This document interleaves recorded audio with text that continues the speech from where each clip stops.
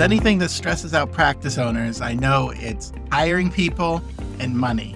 And when you put the two items together, you have a spicy combination of problems. Because money and hiring is such a tricky issue and vital for the growth and success of your therapy practice, I want to invite you to a free webinar on compensation strategies for therapists. During the webinar, you're going to learn the 5 most common mistakes practice owners make when it comes to compensation. Sounds good? Here's the details. It's how to crack the clinician compensation code on Friday, September 13th, 9 a.m. Pacific time, 12 p.m. Eastern. The free webinar is for new and established group practice owners. Bonus, it's hosted by my friend and somebody I trust with all things accounting, Julie Harris. She's an accountant to therapist and owner of Green Oak Accounting. This firm specializes in working with therapists, psychologists, counselors, and mental health providers in private practice. You can do this virtually, and it's going to be recorded. So just sign up and get the recording. You're going to learn some great strategies for dealing with some of your biggest stressors, compensation and hiring. I know you're going to enjoy it. I love hearing from Julie and her wisdom. She's got such an even personality, but very strategic and detailed on the next steps you can take. So if you're concerned about hiring and money, go to this webinar. You're not going to regret it.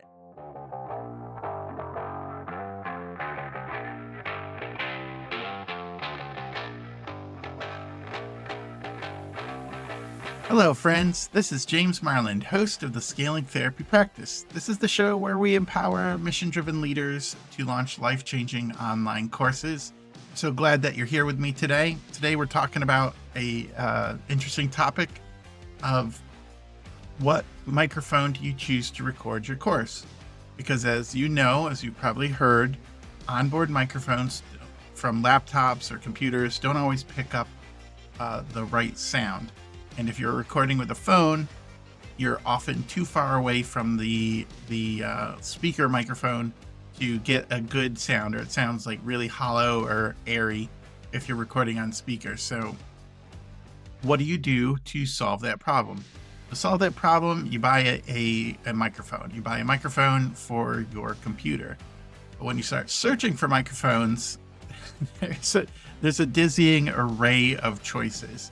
And so you either end up just buying what looks good, or you go to a list and you buy like the most expensive, and you're like, well, this is what I need, but it might not be what fits you. So I'm going to go through my buying process of how I came to my microphone, so you can use these tips to help you purchase a microphone that's right for you so that your course can sound its best.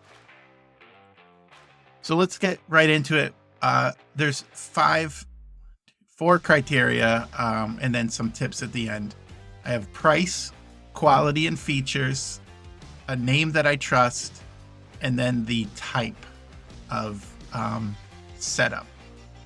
So first, one of my main categories was price. When I first started out with the course creation and podcasting, I wasn't bringing in a lot of money doing those podcasting. So I was working on the budget of what I already had, or the limited that I was bringing in.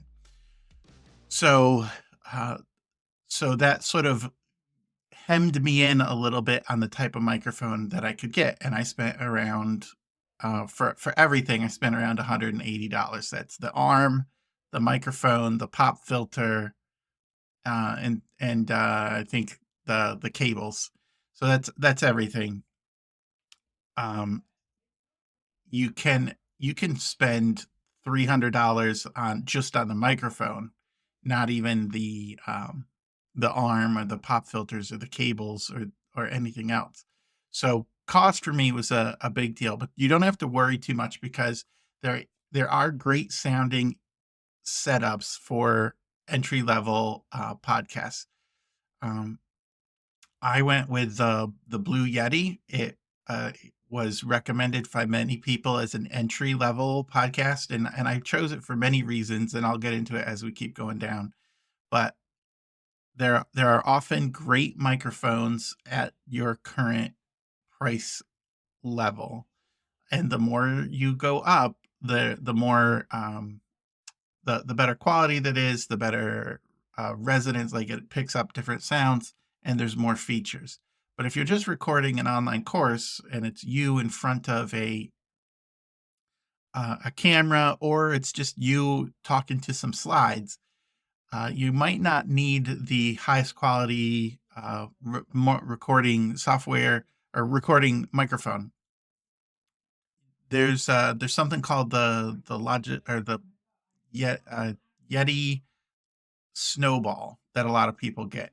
That's one of an entry level Snowball. Or there's the Blue Yeti.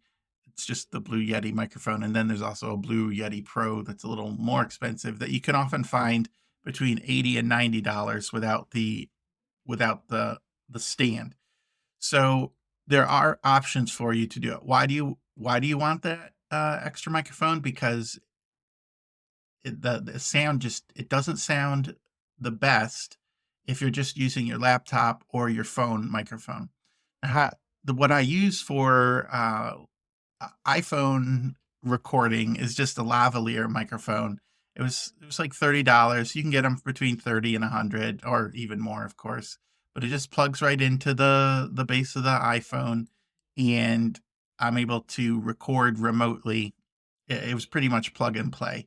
So the price was a big consideration. The next item for me was a name I trust. There were many there were many names of microphones and brands on Amazon. I searched on Amazon and Best Buy, but I had no idea who they were. But I did know Blue Yeti, which is also a Logitech product, and so I have many Logitech products. I have all my mice are Logitech products. My headphones uh, were Logitech products. My keyboard is Logitech. My camera is Logitech. So I just went with the brand that I know and trust. I knew they had good quality for their other items, and I didn't want to buy some knockoff brand. Besides that, there are other brands that I've come to know that are really good in the industry. And now that it's Rode is one. And then, what's the other one that I think about getting all the time? Rode and Shure. I had to look at my notes. Shure is the other brand. So entry level Logitech, and then I'm always looking at Shure and Rode products to advance. Like I start thinking, well, maybe I need a better microphone. So those often run, the Shure and the Rode can often run a little more pricey, double. If I spent $100 on my Blue Yeti, then the Shure and the Rode ones can be 100 to 300 to more. So, but I trust those brands. There's other people, other podcasters I talk to that like those microphone brands. So, stick with a brand you know, or go to a review site that you know the person and you trust that person and pick from one that they choose. There are plenty of good ones out there. I just didn't know enough, and I didn't want to spend hours and hours researching for getting my recording. So for getting my microphone. So um, pick something that you're confident in, and you'll be happy with that. So we got price, we got quality.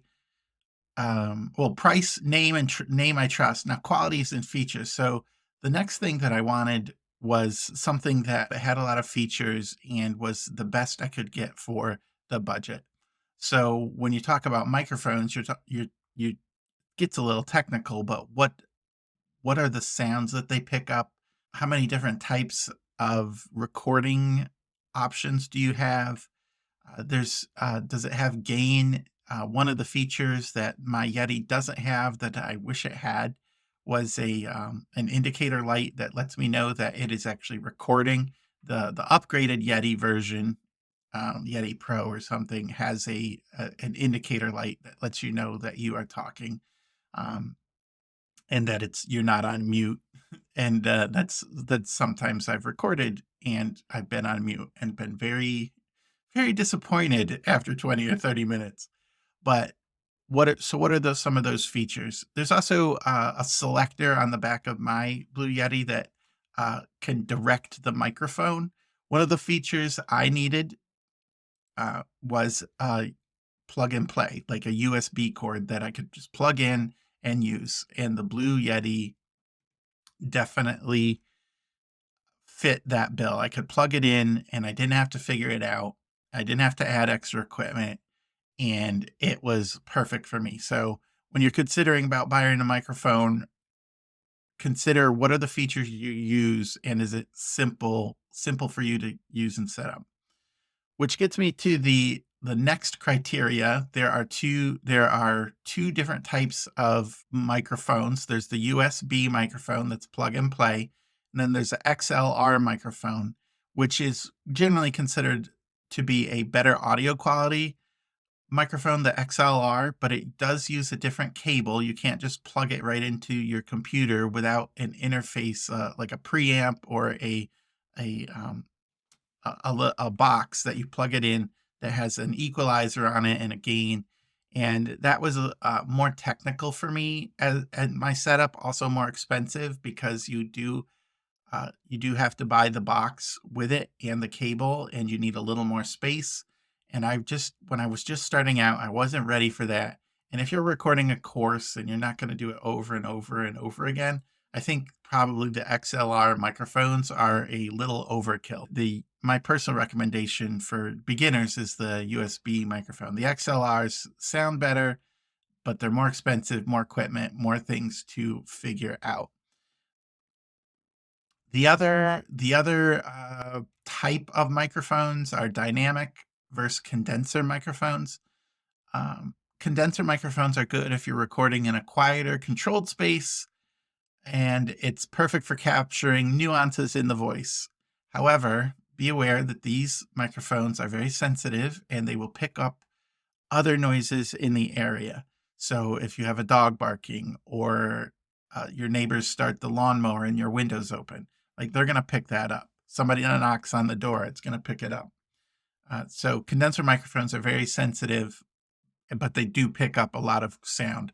Dynamic microphones are the other types of microphones, and they're great for recording if you're in a noisy environment and you don't have access to a soundproof room. They are durable and they focus mainly on your voice while blocking out the stuff you don't want, the background noise. So think of them as a laser beam just focusing right in on your voice. When I bought mine, I did not know which one I was getting. I mean, it told me it's a condenser microphone, but I didn't know the difference. If I would buy again, I might look for a dynamic microphone to help with the radio quality voice, but then I would lose the ability to record multiple people in the same room. So, and I'm a one mic setup, so that's something to consider. Uh, I think condenser works fine, but if you are in a very noisy place or you can't control the noise, then you're going to have to look for a dynamic microphone. There's some tips here. Recording virtually. So here's a tip for recording virtually. I like to use a program like Descript that allows me to record multiple people with multiple channels so I can mix them individually. What do I mean mix individually? Well, let's say my sound quality is really bad. Like I'm low, I was too far away. I can tweak my voice without changing the voice of the other person who might have had correct audio settings. And so that is very helpful when recording. The other thing with recording virtually is Descript uses a platform called Squadcast, and Squadcast allows you to record the tracks individually, but also it records to the computer first and then uploads the recording to the cloud, which means you're not dependent on uh, their bandwidth. You're not dependent on how they if somebody drops or if their quality is a little suspect, and you get the drops and the stutters or the robotic effect. It Squadcaster removes that and makes the audio quality so much better. So I would, when you're recording locally, I would look for, or virtually, I would look for a program that does that, that records on 2 separate tracks and also compensates for the drop in bandwidth. I know a lot of people record on Zoom, and Zoom is fine when it works. It is a fine program when you don't have the drops and when everybody's audio level is the same. When it causes a problem is when the people's audio level is just a little mismatched, or one person has a fuzzy or a robotic sounding audio file, and then you are stuck. You're stuck with it. You can't really do much to it. You tweak it. I've had some podcasters that I work with, they re-record the whole show with the guest, or they put a disclaimer at the beginning. Hey, we had some audio problems. We like the content, but you're going to hear some trouble with it. So I think recording virtually, if you're doing a lot of guests, I would look for something that allows you to do multi-track recording, and where it does something to compensate for bandwidth issues. You're gonna love it. If you've ever had audio problems, then you're gonna love that type of setup. Another tip is headphones. Now, there are headphones you can get that use a cord, and they plug into your microphone or your audio device. So I recommend using that if you are recording podcasts for sure. My headphones recently, within the last couple of months, broke, so I am using wireless headphones. However, these wireless headphones don't pick up in the moment audio issues. So if I had an audio issue during this track, like my microphone stopped working, or I sounded soft or sounded loud, I wouldn't be able to tell that with the type of headphones I'm using now. So if you are at all interested in recording and catching real-time problems, headphones are essential. And then finally, here's some tips for better sound. When you do a recording, always do a test, always do a sound check before you start. I learned that the hard way. I recorded a couple shows with mute on, or there was a setting in Windows that changed, and I had dead space. It was me. I could see my video, but no sound. So do a sound check. Next tip is just make sure you minimize background noise. You might not realize you have a fan on, or a refrigerator, or something that turns on in the background. But if you have a condenser mic, it's going to pick it up really, really quickly. So shut your windows, shut the door. Notice when you're going to record. Make sure that you can minimize the background noise. The next tip is, I alluded to this about peaking. It's control your mic's gain. So that's the amount of power it gives to pulling in the voice. And if it's too high, it can lead to distortion or pops. So keep it at a middle or a moderate level to avoid clipping or distortion when you speak louder. And then the other tip for recording is keep a consistent distance away from the microphone. This leads to a smooth, consistent volume level. If I turn my head to the left or to the right, you're going to hear a difference. If I look down and read something down, you're going to hear a difference. So talk at the same distance from the microphone for a smooth, consistent sound. So remember, you don't need the fanciest mic to wrap up. You don't need the fanciest mic. Pick the best mic you can. Invest really in the best mic you can at your price range.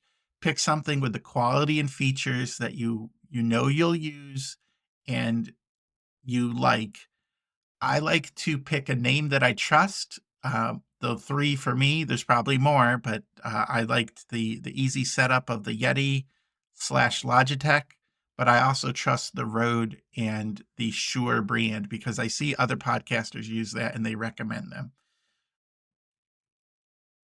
And then the type of microphone, do you wanna set up an XLR and get like the best sound that you can if you're just recording a few shows or courses, or are you going to use the USB microphone that you can set up right away and has decent quality, but you're not getting that last 5 or 10% by buying an XLR microphone with all the added costs. So know the type of microphone that you are going to use. And that is it. Remember, you don't need the fanciest gear. You don't need the best right away. Just get the best that you can for your price point. Next to last bonus tip is there are audio programs out there like Descript that have audio, like push a button and you get your audio upgraded and it can remove some sound noise. It's called Studio Sound in Descript. There's I know the paid Adobe program has something like that. It's much it takes my sound that's like a 70 or an 80 and I think it bumps it up to an 85 or a 90 if I was going to give myself a grade. So there are programs out there that make you sound so much better. You don't always need the fanciest equipment. Sometimes a good piece of software will do that for you. If you're planning on doing this for the long haul, start small and build up. I've been doing this about 2 years, and I started small, and I feel like I got the best that I could. But I'm always eyeing the upgrades, the Shure and the Rode and the XLR stuff. I want to thank the sources for today's show was the podcast host, the best podcasting microphones on the market, Kajabi, how to make your podcast videos and audio courses sound better. And then there was a cool post on the SoundGirls, how to choose the podcast microphone that's right for you. Those links will be in the show notes. You can look up that. And there are people out there who test microphones for a living. And so you might want to check out some of their resources. Thanks again for listening to the show. This is James Marland. Go put your mission in motion.